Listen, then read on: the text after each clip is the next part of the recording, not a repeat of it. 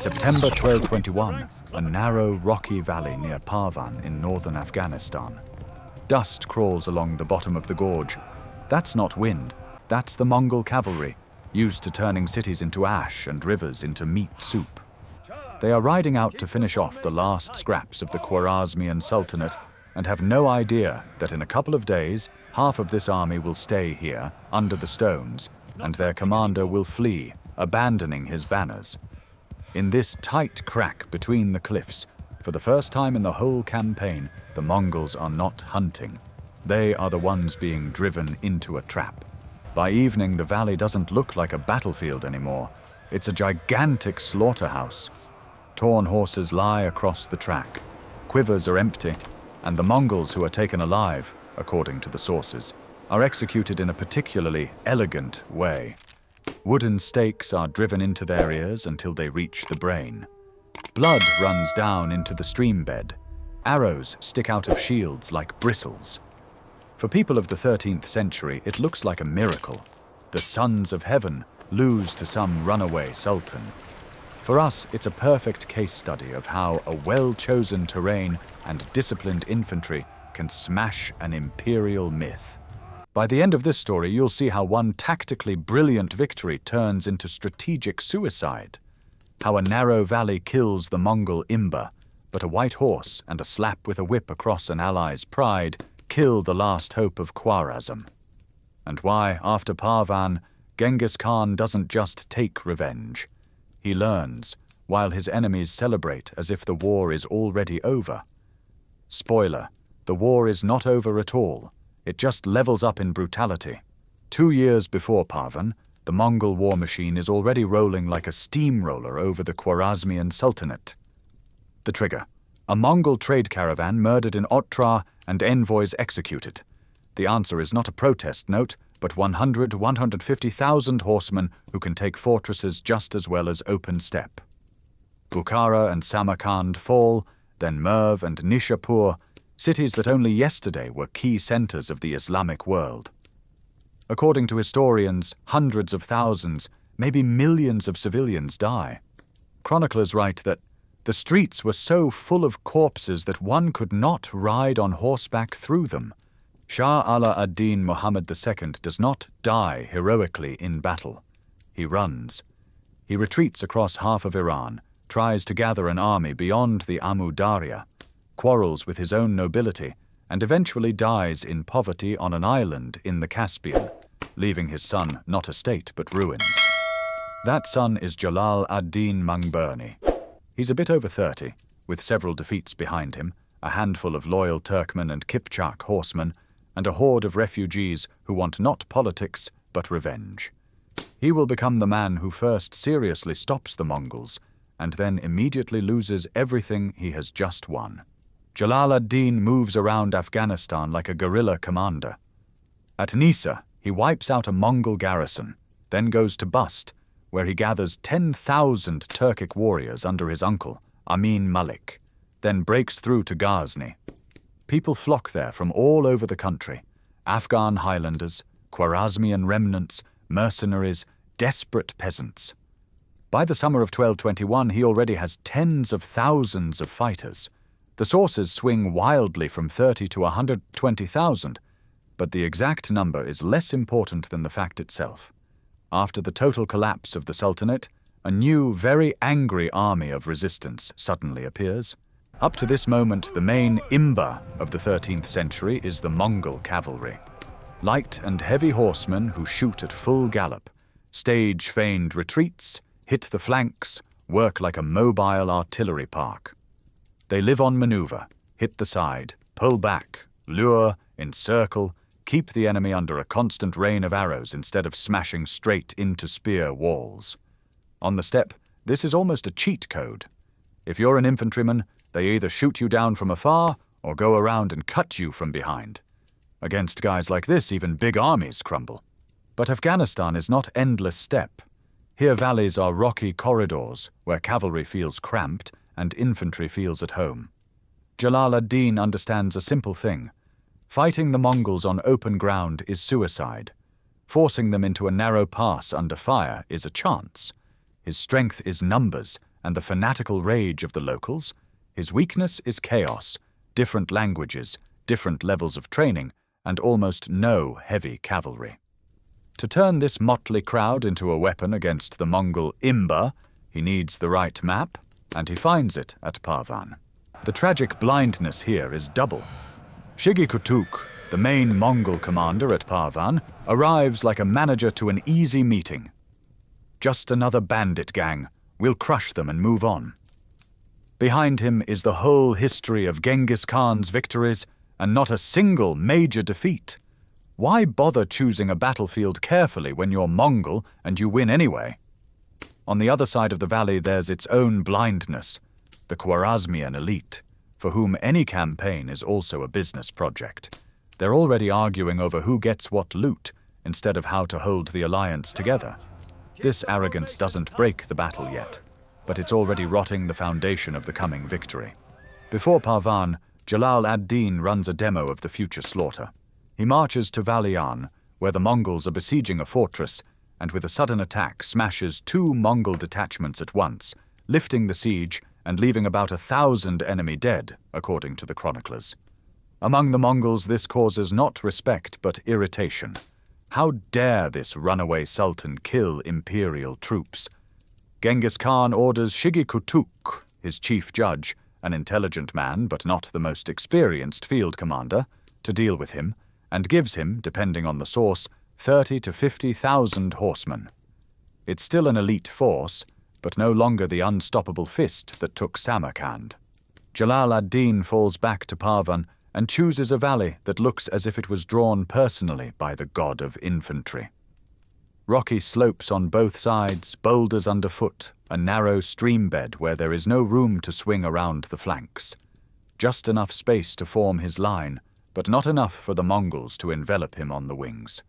He divides his army into 3 parts, the left wing under Saif ad-Din Igrak, the right under a certain Malik Khan, and he himself stands in the center. He gives his archers a strange order: dismount and fight on foot. For a steppe warrior, this is almost sacrilege, but in this valley the horse is no longer an advantage. It's a large target. The night before the battle. In the Mongol camp there is confidence. In the Khwarezmian one, a mix of fear and fanaticism. Afghan militiamen sharpen knives and tell each other how the Mongols slaughtered their villages. Turkic veterans remember the discipline of the old empire and look down on the locals. Igrak, leader of the Afghans, and Amen Malik, the powerful Turkic commander, and at the same time the Sultan's father-in-law, already treat each other with cold contempt. For now they are in the same army, but in different worlds. That invisible crack will, in a couple of days, turn into a chasm. Morning of the first day of battle. Imagine you're a Mongol horseman. All your life you've been taught that infantry is just fodder for arrows. You ride into the valley and suddenly realize that in front of you is not a scared mob, but a solid wall of spears and shields, and you can't go left or right. There are cliffs. On the Khwarezmian right, Malik Khan pushes his wing forward and slowly squeezes the Mongol left toward the center. Jalal ad-Din's archers shoot from the ground, steady, almost like a siege engine. Shot, step forward, shot, step forward. Mongol horses stumble on stones, the formation buckles, and for the first time in a long while, the nomads feel not like hunters, but like cornered prey. The first day ends not in catastrophe, but with an alarming bell. The Mongol army, used to smashing enemies by evening, gets stuck here. There is no room for flanking maneuvers, nowhere to unfold the classic feigned retreat and rear attack. Every charge crashes into dense Khwarezmian arrow fire and the spear wall.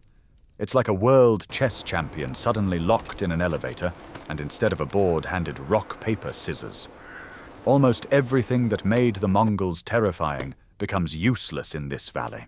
On the second day, Shigi Kutuk tries to get creative. According to the sources, he puts dummies, straw soldiers, on spare horses to create the illusion of a large reserve and distract attention.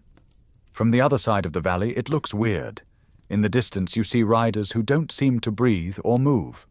Jalal ad-Din doesn't take the bait, doesn't push his center forward, doesn't break formation for a beautiful pursuit. Maybe this decision is exactly what saves him from a deadly counterstroke.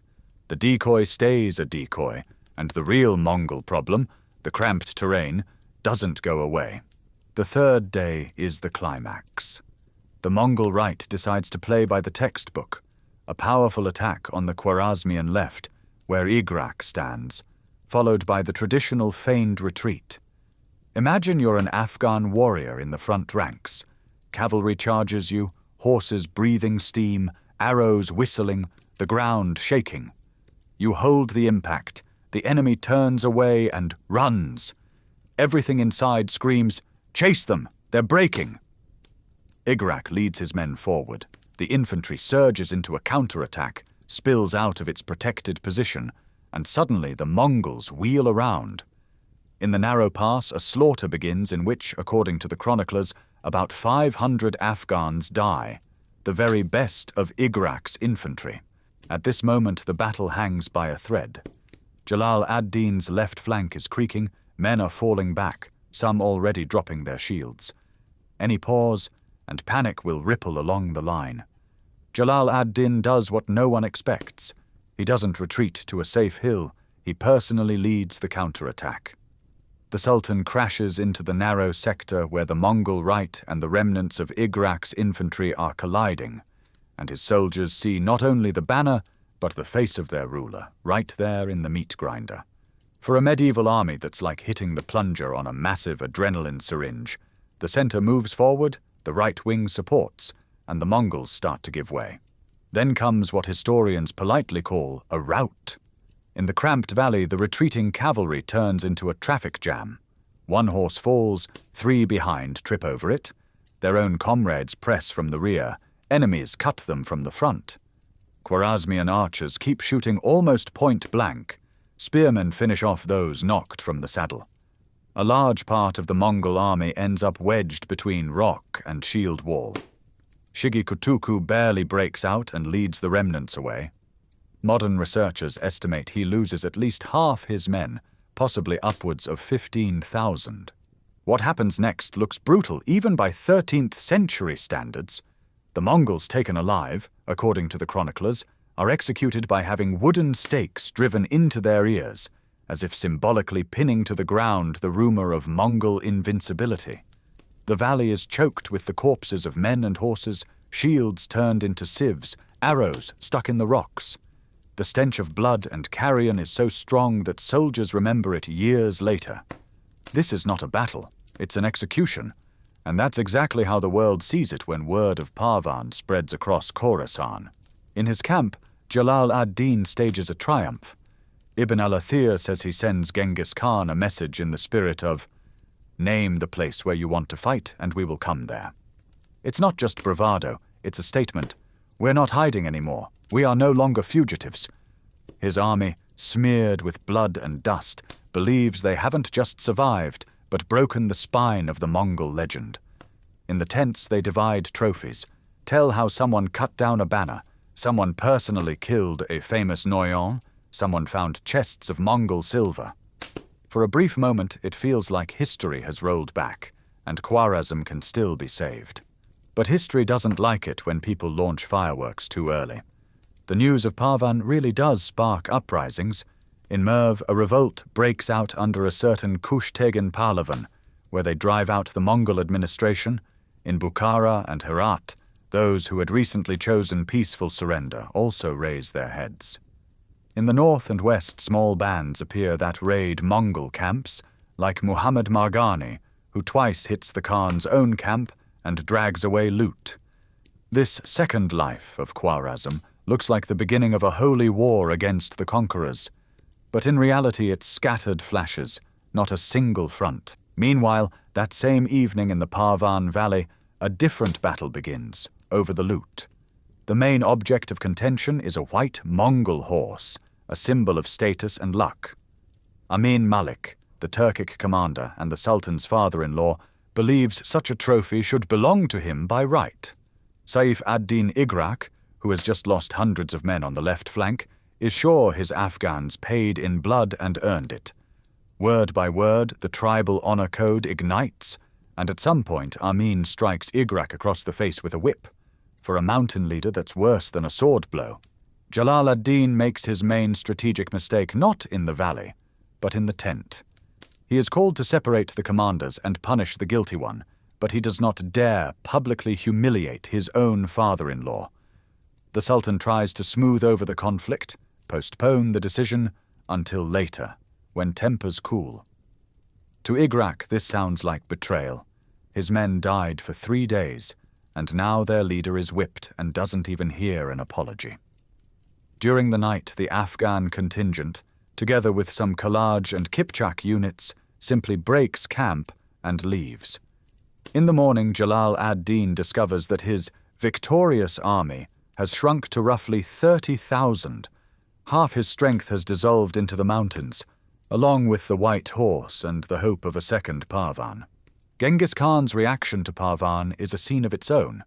Some sources say he personally comes to the valley, walks among the rotting corpses of his warriors, and asks Shigi Kutuku why he chose a battlefield where cavalry is useless. Chronicler Rashid al-Din conveys his gist like this: "You failed to understand the field. Both of you are to blame." For the Mongol army, this is a lesson. Even an empire used to winning by numbers and discipline must respect geography. For Genghis Khan, it's also a trigger. He decides that the issue of Jalal ad-Din must be settled personally, and rides out in pursuit. Jalal ad-Din tries to play the long game. He knows that with a reduced army he has no chance in open field against the main Mongol host, and decides to head for India, gather strength there, and continue the struggle.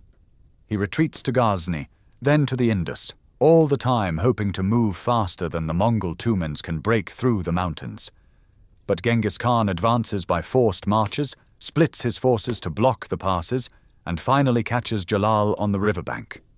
There will be a new slaughter there, the battle on the Indus, where the Khwarezmian army will be almost completely destroyed, and the Sultan himself, in the famous episode, will jump into the raging river on horseback and escape the arrows. The long-term consequences of Parvan are paradoxical. On one hand, it is the first major open battle where the Mongols suffer a serious defeat at the hands of a Muslim army. Many historians directly call Parvan the resurrection of Khwarezm, and the moment when the myth of Mongol invincibility cracked. On the other hand, this crack pushes cities into premature uprisings without coordination or overall strategy. Genghis Khan spends several extra years and tens of thousands of lives to crush Merv, Bukhara, and Herat a second time, now with no hope of mercy at all. For the locals, this means that the price for Parvan is another round of genocide. Historians still argue about the numbers at Parvan, from modest estimates of 15-25,000 on each side to epic 120,000 for Jalal and 70 for Shigi Kutuku. But almost everyone agrees on one point. Strategically, Parvan saved nothing for Khwarezm. The empire was already broken, its elite divided, its army bogged down in internal conflicts. The Mongol machine, by contrast, drew conclusions, tightened discipline, paid more attention to choosing battlefields, and continued its expansion further west. In this sense, Parvan is more a historical symbol than a true turning point, proof that the Mongols are mortal, and at the same time that one beautiful victory is not enough if you can't manage the people who won it. And here's the final shot. The Parvan Valley today is just another Afghan ravine with rocks and a few trees. No columns, no triumphal arches, only wind, rustling in the grass where thousands of bodies once lay. The Mongol Empire has long since fallen apart. Khwarezm has vanished from the map. The names of Igrak and Amin Malik are known only to hardcore source nerds. But the story of the white horse and the whip strike outlived them all. It reminds us that sometimes the most dangerous force on a battlefield is not enemy cavalry, and not some overpowered tactic, but your own pride. Empires die not only from enemy arrows, but also from how they divide the spoils after a victory.